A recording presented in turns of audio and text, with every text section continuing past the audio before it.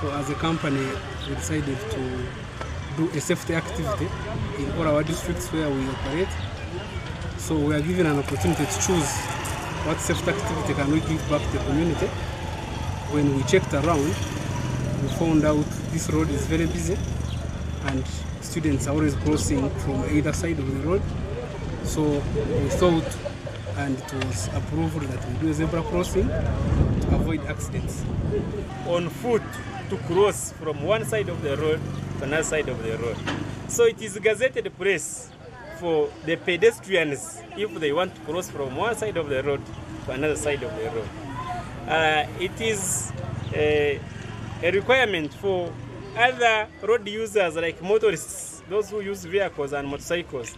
They are supposed to respect zebra crossing. When you find a person is crossing in a zebra crossing, is moving from one side of the road to another side of the road, you are supposed to respect him.